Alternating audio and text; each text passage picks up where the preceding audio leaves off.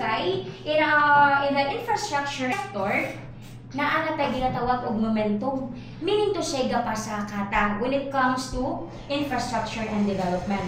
Kani palagdaan ato ang Bohol Panglao International Airport, which is connected to the Cebu grid. If you don't, wala pa ta kahibaw ani, si Abuitis na ang nag-manage sa ato ang Bohol Panglao. Recent ni kaayo, June, if I'm not mistaken, this year, o ipag-transfer sa management from Kaap, I think, or me, I'm not so sure sa previous na management, but pagkakaroon, Abuitis na ang nagdala. So, unsa may meaning na, what can we expect? Na Abuitis naman ang nag-manage, of course, mag-expect yun nga, mo-upgrade na sad. Yes, ang mga facilities and amenities nga naa sa ato ang Bohol Panglao International Airport. Dako kaayo ni siya og impact to the tourism and to the development sa Bohol tungod kay kana pa naman daan natin in international airport naa na tayo mga direct flights from abroad. So may mga direct flights to to Bohol Panglao International Airport karon we have Korea and Taiwan. I think murag nagbalita to siya nga mag-open pud sila og direct flight. Hopefully ma-pursue to siya no kay the more flights, the more international flights nga mo direct dire, the more tourists nga ato ang i-cater, and that means the higher the investment opportunity nga pwede nato ma-offer sa ato ang mga clients. Agree? Yes. Aside from that, nganong nakaingon man ta nga developing province ta, dili ra gini sulti ha, dili ra ni pamakba nato nga developing province ang Bohol. Makita ni siya sa ato mga ongoing infrastructure projects or mga umaabot ng mga infrastructure projects. 5 billion. This includes the 5 billion. Imagine, a 5 billion worth of World Bank funded nga water project. Mo ni siya sa lubok ni initially. This is the plan of the provincial government diri sa Bohol. A 1 billion modernization of the Bohol Light Company. Are you aware of that? Nga lahi na ang manage sa Bohol Light. Yes. Kinsa man with this. Pero lahi na ang nag-manage sa ato ang Bohol Light, which is ang Bohol Light nag-operate diri sa city. We also have a 1.2 billion worth of solar power plant in Daguhoy, which is currently naana. Aware ba naani? Naana ni siya. Dako kayo nga solar plant in Daguhoy. Sinakali sa yuta na. Diba? Hayahay kayo sir. We also have a kaning redevelopment of the old Tagbilaran Airport. Actually, the old Tagbilaran Airport is katong nadira sa Old Airport. Yeah, taluto ba na siya, ma'am? Dili pa nga nagtaluto, di ba? Hugon na Hugon, yes. Dari ha. Dako kayo na siya. It's a 21 hectare. Himuo na siya, i-convert na siya into a business park. This is the long-term plan of the provincial government to the old airport. Himuon siyang BPO, ID park, yes, and commercial spaces. Although we have an existing BPOs uptown, ICM, Hinaamantay, taas-as dito, and then kanang bago nga gitukod sa Alturas, IBEX daw na. Yes, and we all know na IBEX operates in kanang ESC, mga Alturas, like Altasita, and also in Marcela. So kana pa lamang daan, when we say BPOs, nahanatay mga skilled workforce diri sa Bohol. Kani pila ka ang eskwelahan diri. Daghan kay tawag mga universities. Unya kaning ato mga bag-ong graduate moadtog Cebu, moadtog Dumaguete, moadtog Manila for ato mga apply of BPOs, but pagkakaroon dili na. Kay majority of them diri na sa ato ang own na nga BPO industry diri sa Bohol. Kaya naman tayo existing. So, what is the implication of having this BPO growth and a growing skilled workforce diri? Of course, dako kay na siya og impact sa investment side no sa atong probinsya. O sa may mga existing BPOs nga na diri sa Agility. Sa Agility is in Old Airport. Oh. Jetpack is I don't know if nag-start na ni sila. Yes, ma'am. Caltex. Kanang bago nga building, ma'am, no? Kasulod. Okay. Ibabaw sa may Shaw Red House. Ana na sila. Start na ma'am. Ay, Last year pa. Task us sa GLU building, IBEX operating in Altasita, Marcela, and also upcoming dira sa ICM as mentioned. So makita na to ba nga daghan na kaayo og BPO nga naa diri sa atua. We are local talent ready for BPO, for tourism, for hospitality. Of course, makita gyud nato na kay ngano man tourism kondita, tourism hub gud ang Bohol. We're very rich in tourist activities. So ang ato ang workforce for hospitality na agit ta daghan gid ta kaayo. And of course, technology kini apas man santa. Why invest in Bohol to the retail side? Of course, hiwo naman taon sa may existing nga malls diri. We have ICM, Pure Gold Ubay. See, ang Pure Gold niabot na sa Ubay ni gilaktawan ang Tagbilaran. Ganito sila sa Ubay, but anyway, don't think ko kay bisan kay ang Ubay ang gudpod na ang gudpod sila direct entry point kay na ang gud sila major seaport diri. It's very important yun. Yung mahibawan na to sa dapita ang mga entry and exit points diri sa Bohol kay mo man ay pangitahon sa atong mga potential investors. Big Q, we have Altasita, and then SM Mall nakadungog na ba mo ani? Yeah. Ano sa may magsugod? Tukod naman. Tukod ng kuras. Soon to rise. Eh siya October, namin siya sa Sigaw October, pero wala may year. Wala. Ay, year ba? Kita mo may magkuhan sa magbuot sa year siguro ana mamili kung ano sana siya ito. But hopefully, madayon gyud ang atong SM Bohol kay dako usad ni siya kaayo og tabang nato diri. Of course, mo generate og mga trabaho, and then daghan sad kaayo ang yes, ma'am. Kung naana na siya, mag-start ni siya, daghan na po ang mga opportunities ba? Daghan ang magnegosyo surrounding the SM, mo dako sad ang value sa yuta. Kay naa naman tay dako sad nga mga developments diri. And it's a good point. Nindot na siya ang impact sa atong mga potential investors. As mentioned, it's very important sad na makahibaw ang atong mga prospects kung asa dapit ang atong mga major seaports because this is the entry and exit points to the products and services nga mosulod mo gawas diri sa Bohol. Of course, hibaw naman tanong nga natin Tagbilaran City Port. We also have in Ubay, in Hagna, in Loon. Loon is mo ba ito yung giingon nila nga mooy mo dawat sa mga international, yung mga dagko bitaw nga mga yes, kanang cruise ship. But naano ba? Nakadungguan naman na dito. Pero ang cruise ship imuanhi kay tagbuon man dira sa Tagbilaran. Dili lang kadunggo but murag paon sila og another boat.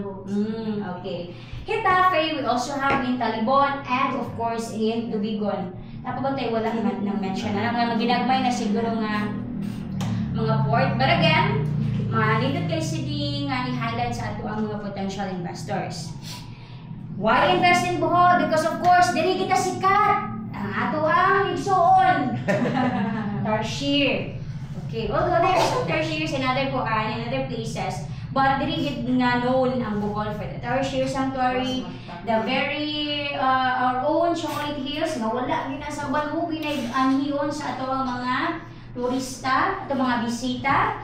The Lobok River Cruise, dili kumpleto yung mga Bohol experience without experiencing the Lobok River Cruise, and of course our white sand beaches, which is globally known. We are one of the top trending destinations in 2025 by the Skyscanner. Familiar ba ta ana? Kasi may another tourist destinations diri, mga talanawon. We have the Blood Compact. Kani siya is for the makita nato diri ang rich culture and heritage sa Bohol. Because we have the Blood Compact, we have Sandugo Festival, world-renowned the Lobok Children's Choir, and of course, rich sad kaayo ang atong music industry because naatay mga banda, naatay mga kinarang medallion, everything no nga we could offer to our visitors. Why Panglao? Why not Anda? Why not Tagbilaran? Di ba? Anong Panglawan? Panglao Island ranks among the Skyscanner's top 10 trending destinations for 2025, thus adding global visibility. kung maghisgot ta Bohol, daghan ganahan mo ani dili nga mga turista tungod kay puti kaayo nindot kaayo taog dagat sa Panglao.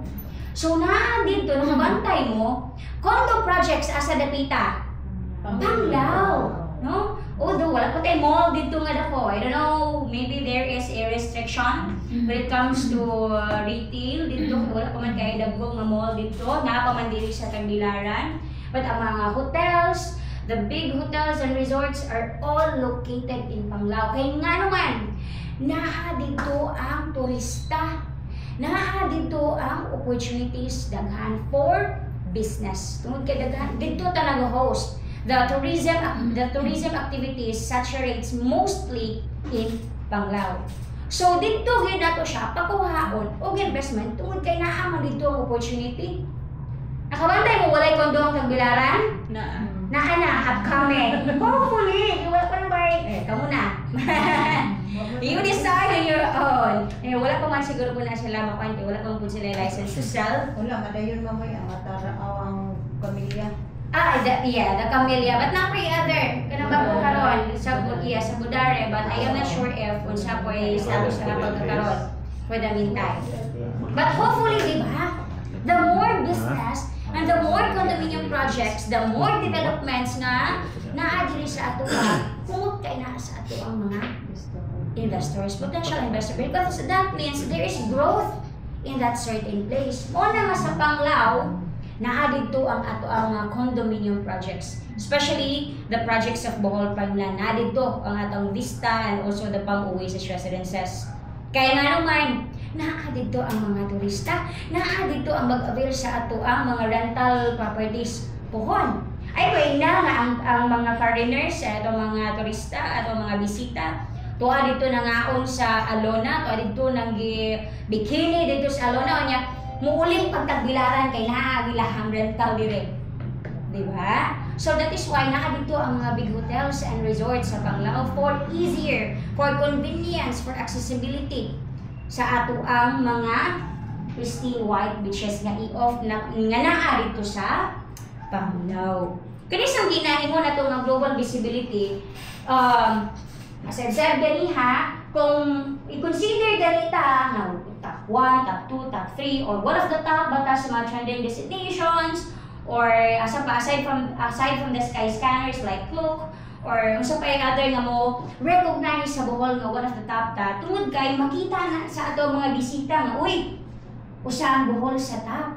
Most likely, nindot gid kaayo kay imagine, top 10 among worldwide, global, unya nabilong ka sa top 10. Meaning to say, nindot gid kaayo ilaag diri sa Bohol. So kung makitaan ka nila, mag one of the top ka, matik na. Mag-book ginadayo ng mga turista diri. Kaya naman, makita man ta globally. So it is one of the reasons why Bohol, nganong Bohol man ang kasagaran gyud nga pilion sa ato ang mga bisita. Kaya ang ato ang magud is more on tourism activities magud ta. No, we're not like Cebu nga highly urbanized na sila kaayo. Like, ang mga condos dito, i-position nila as a residential, not just into investment. Kaya nga naman, inignaog ba yan mo sa Cebu kay Panag Mall, nanay hospital, nanay eskwelahan, for convenience, accessibility. But kung mag-iskuta din sa Bohol ang mga condominium projects diri, kay dili ba ya lahos na sa hospital, di ba? O inigawas na wala ba ya mall? Masa mo itong i-offer? What makes us different? Masa man? That is because for rental business ang ato ang tirada. For growth, for investment opportunity. No? Dili lang kay puy-anan. Although we can cater, we can position our condominium projects for residential, labi na katong mga retirees or mga expats or katong ganahan lang nga diri magpuyo sa Bohol in a convenient way, like gamay na lang sila og maintenance, like naog nila swimming pool na resort theme nga community ang ilang iapas living into Bohol. Napoy mga ingunana, but majority gyud sa ato mga client when we say condominium projects are for investment purposes. Okay. Tourism growth. It's very important also to know kung unsaon nato pag-position, pag-present sa atong investment opportunity, ato ang ipakita sa ilaha kung unsa ang tourism growth diri sa atoa. Kay mag-isgot og tourism growth, of course, it's very important factor kay makita man nato kung pila ka buo ang turista o mga bisita nga nibisita sa Bohol from 2020. Kasi nasa 2020, nganong gamay raman kayong bisita. Pandemic. Yes, nagsigipat talaga tubang paimang taani og COVID-19. So kaning mga figures nga makita nato diri, most likely kita ra ning mga lokal. Kita ra ning mga taga Bohol kay very limited ba ang mga activities sa una. Sa term atong nay distance, social distancing. Bawal ta mag-birthday o dinaghan ato ta sa ato ang gitagay or sa bawal ta magtapok-tapok. But anyway, wala man to na gina-close gid tanan. There is a restrictions lang as to the number of visitors. So kita ra ni nagibot-libot ta ang mga locals. When the economy bounced back on the year 2022, ni saka tagbalik. No? Ni double ta or more than double. No? Year 2022, 500,000. Pagkat year 2023, ni double na pud ta. And the year 2024, ni saka pud ta. So in the year 2025, although wala pa tang human, but there is a makita ni mga pattern ba nga pasaka pud ta. And hopefully, anyway, padung pa mapunta sa peak seasons, mabawi mapunta sa atong mga ghost seasons. Ito mo na. Mabawi punta sa atong mga ghost seasons. Kaya ma-feel ba ninyo nga mingaw ta pagkakaroon, no? Mingaw ta when it comes to siguro mga foreign visitors. But siguro sa mga lokal na pagod gihapon ta, no? Huwag maging dayuhan sa sarili natin kuan lupa. Kita maoy mo support sa ato ang industry diri sa Bohol. Ang isa po magud kay amang giyaw-yaw, kita na po mga bulahanon. Kita na po magdragdrag sa pangan sa ato kay unang siya na maning bangla, wala yung mga kwantuan. Mahal ang mga Na mahal. Bohol is gold. Bohol is gold. But anyway, we can feel it mo. It's true. Medyo lahira po ang ato ang cost of living dire compared sa ubang mga probinsya. But there is siguro lahi sad ang gina-offer dito. Lahi sad ang ato ang gina-offer dire. So there is a difference again when it comes to the cost of living. Hopefully, the provincial government will do something para mo increase pagyud ang ato ang mga bisita dire. Makabawi ra pud ta kay pagkuan naman ta, peak season naman ta November and December. Mahal na kayo ang mga hotel sana because it is expected nga daghan kitag bisita kay ting bakasyon naman og utros. Hopefully the figures will rise again for the year 2025. We will see you 2025 next year. Maapil na nako diri ang 2025 sa report. Pagkakaroon kay wala pa man ta mahuman 2024 sa tataman. So kani sa lay pakita, ayo inay ni ang prospects nga ma'am. Hinay ra ba diri ang mga sa bola? Hadlok na.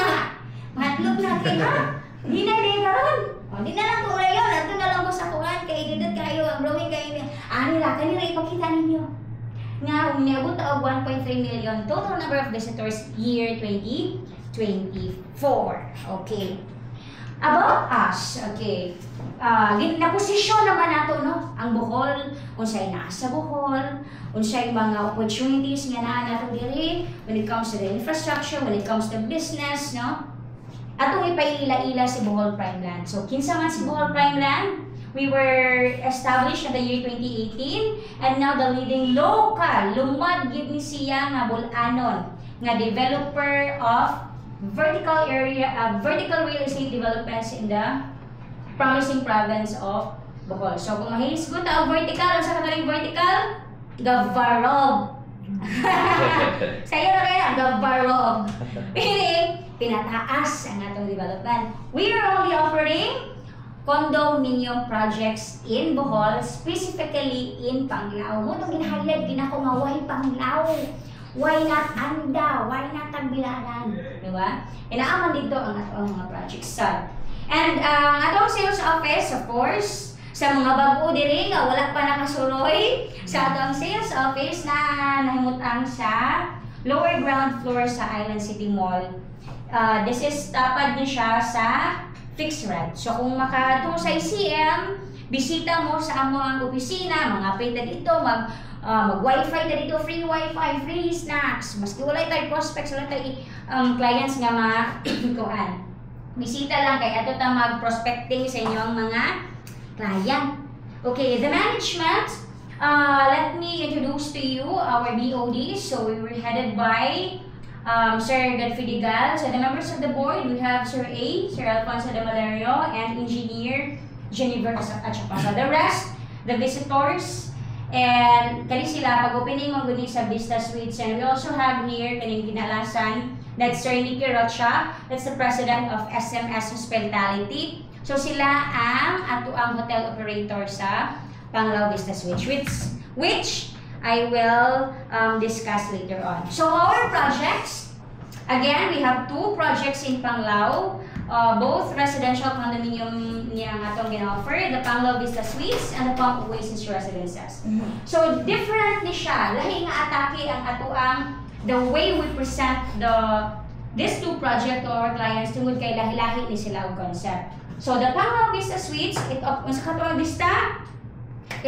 as a condotel. Yes, it's a condotel concept. The first and the only one na condotel concept here in the province of Bohol. And we also have here our pre-selling project, condominium project, the Palm Oasis Residences. So, ubay-ubay ta o gina-offer ng mga residential units in our Palm Oasis compared to our Vista Suites. Gamay na lang ang nahibilin sa atong Vista Suites. Okay? We offer affordable, passive high-growth property in Bohol for both Panglao Vista and the Palm Oasis. So, sa Vista, manay ang ato ang Panglao Vista Suites. So, formally, the name of the project is Athara Suites Panglao, but is currently under the brand name Panglao Vista Suites. Kaya mo na yung name sa ato ang hotel. Okay. What is Panglao Vista? It's a 5-story condominium building that follows a condotel business model. So, condotel, right? Lahi siyang concept. And it features 221 ownable units, studio units, okay? Each with a 22 square meter floor area. It will operate as a hotel for 15 years. At huwag yun siyang timanan, kay it is how we present the project to our clients. 15 years siya mag-operate as a hotel under the brand name Panglao Vista Suites. Offering affordable accommodations to paying guests with stunning ocean and island views. So this development is an ideal choice for investors looking for a hassle-free property investment opportunity. So nganong hassle-free man siya? What makes Panglao Vista unique? Kaning Vista, mag-operate siya as a hotel. So basically, it's a condominium project. It's a residential condominium project. The same with the other projects or condominium developments nga naa diri sa atua. Parehara na sila mga residential condo. However, i-operate lang siya generally as a whole as a hotel. So kung maghisgot ta og hotel, meaning to say na kay mga guests. Ngano? Modawat ta og mga paying guests. Dili na magproblema ang mga property owners or mga unit owners nga maupay mangita og move rent sa ilang mga unit. Tungod kay mag-operate na siya sa hotel. So makita kita sa mga OTAs or mga third-party booking sites like Agoda, Booking.com, or Klook, or TripAdvisor, you name it. Yan mga OTAs. Makita ang Panglao Vista Suites. Kay hotel man siya mag-operate. So, remember that. 15 years mag-operate. So, 15 years na magdawat o dividend income ang ato ang mga unit owners. 15 years, ma'am. After that? After that, pwede sila mag-decide kung mag-renew ba sila. That renewable na siya for 5 years. Ang operation as hotel. It depends to the condo corp if mo pursue pa ba sila. But most likely, mo pursue pa gid na siya. Kay daghan mo ra mo puni nag-operate as a hotel. And I will show you later kung unsa pay mga future plan nato for the Panglao Vista because dili lang siya ordinary nga hotel nga it will stay as a hotel forever or unsa lahi gid siya, unique gid siya. So, I'm excited to share that. Nakipakita ninyo later. Facilities and amenities. We have adult and kids pool, a fitness gym, a restaurant. Sa atong restaurant, nag-offer na siya buffet breakfast. We have also lunch and dinner sa Big Vista.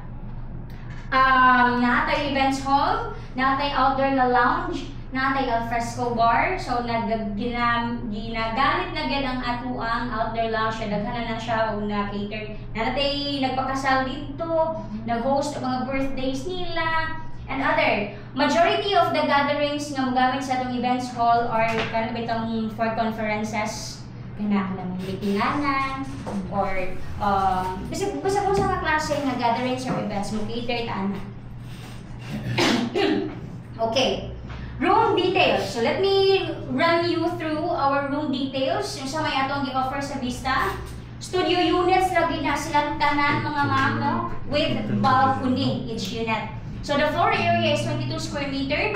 What you see is what you get. Meaning to say, kung unsay forma sa hotel, nga naanay bed, no, naanay aircon, naanay table, naanay mga chairs, and other anik-anik nga na sa typical nga hotel, naana na siya.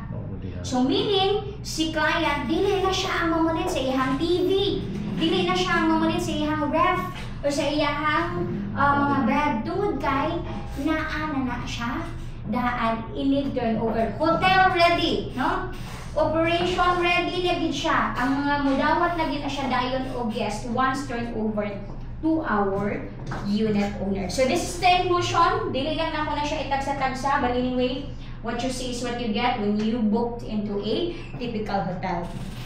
Investment features. Kani importante kayo ni nga ma-discuss na to. How do our unit owners earn from their Panglaw Vista Suites nga unit? Of course, fully furnished units. Kay kung unsay naa dito, mao naman to'y makuha or mao naman to'y i-deliver nato sa the unit owner. Hassle-free income generating investment. Why hassle-free? Kaya nga naman, dili na si client kana palanggaan nga fully furnished na siya, dili siya ang mamalit, dili siya ang maglabad iyang ulo para magpanindot sa iyang unit, no? Managed by the hotel operator, meaning to say, kaning tanan nga makita nimo, kaning mga rooms dira, nag-operate na siya sa hotel, naatay management, natay hotel management diha, natay hotel operator diha, nga maoy nagdala sa tanan. From the bookings, pagdawat og guest, to the concierge, to the tanan, you name it, reception, housekeeping, nahana na siya, tanan, all in. Kung unsay makita ninyo sa isang typical nga hotel. And a typical hotel, of course, mubayad ba ang mga guest?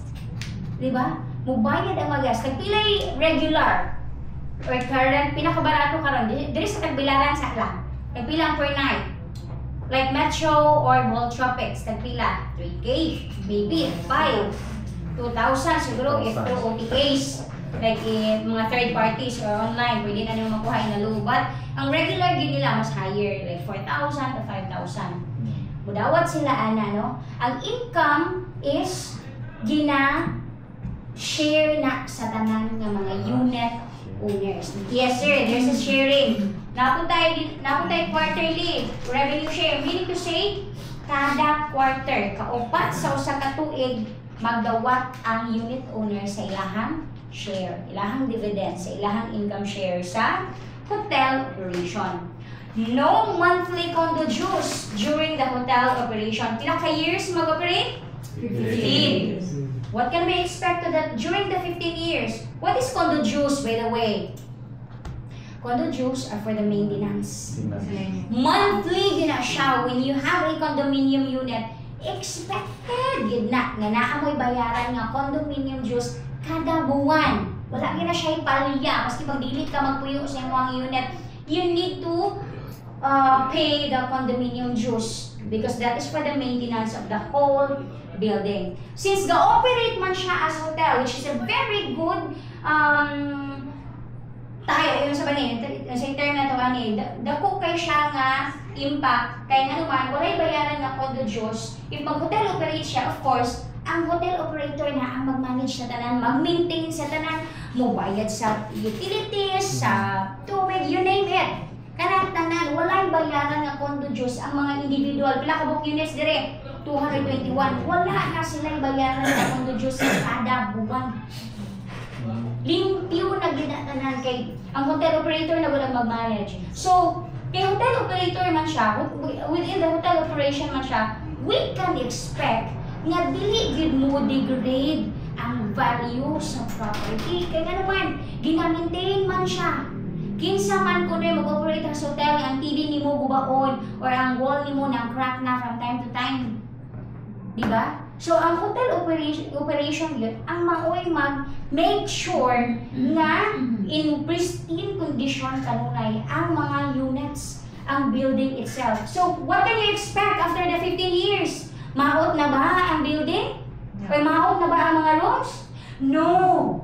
Dili yun. Unlike sa mga not managed by essentialized, without decentralized ba nga management system, like the ones in the hotel operation. Kaya maka-make sure man ang mga unit owners nato nga usay condition sa ilang unit. Of course, there will be some degradation siguro when it comes to the building or sa baka ng structural siguro, but not dili kayo na siya ingon nga as maot as katong mga individually maintained ang ilahang mga unit. Tungod kay as I've mentioned, open man gud na to siya sa mga guests. So from time to time, maguba ang imong TV, maguba ang imong ref, pulihan din na siya dayon. And then, dili na to paninglan ang unit owners, ana, iniguba sa mga ilang mga gamit or naputol ba or ang tiil sa bed. Naputol na kay, pila na katuig ginamit. Ang unit owner ba ang mupuli? No, ang hotel operator ang mupuli, ana. What if ikaw ra ang mag-manage? Condominium without the hotel operation, ikaw ang nag-manage. Kinsa may mupuli, ana? The unit owner. Kinsa may mubayad sa condo Diyos monthly? The unit owner. Kinsa may mupuli sa iyang mga gamit? The unit owner. So, kana palang daan, the unit maintenance palang daan, it will take a toll. Labi na kung kana bitang first time pa kang property investor, if you have a rental properties na daan, you can appreciate. Makaibaw na ka kung saan siya laroon. Kaya anak man ka madaan sa maintenance man sa mga unit. Unya, hotel operated ba siya? So nagdawat din na siya kanunay og guest. And then dili na pod si unit owner ang maglabad og pangita kung asa siya og guest. Right? Asa man kuno kasagaran, kisa may naghandol ninyo og property rental dire. Naana ba mo ay gipanghandulan nga mga rentals? Isa ka ate. Not yet. Wala pa. So most likely mo kick-in na siya with next year if you have an existing condominium karon. If ever na turn over na sa inyo ha, so mag-start na gyud pod mo o banubay og mga paying guest. Asa man, ipa-Airbnb ba na ninyo? But most likely Airbnb ra madato. So most likely mahunay gyud mo, di ba? Kanto mo or dili? To. Mahunay gyud mo kamo gyud ang makita og mga guests nga muwan sa inyo every night ka mo makita or most likely mangunay pud mo nga manghinlo mo maintain sa inyong mga unit because that's the reality. Diha tapat yun sa maintenance. And that is the good thing about the Vista tungod kay wala nata ana. Okay, wala maintenance, wala condo Diyos nga bayaran. Equal profit sharing among unit owners. So, ako, sample, unit owner ko, nikuha ko sa unit 1, and then sa unit 2, akong tapad, wala kayo siya guest. Kaya sa isang buwan siguro, limara siguro kagabi na ay musulod sa iyang unit, na inagamit sa iyang unit. And then ako, ang akong unit kay facing amenity, makita hay, daghan ang ganahan dito mo stay kay facing amenity.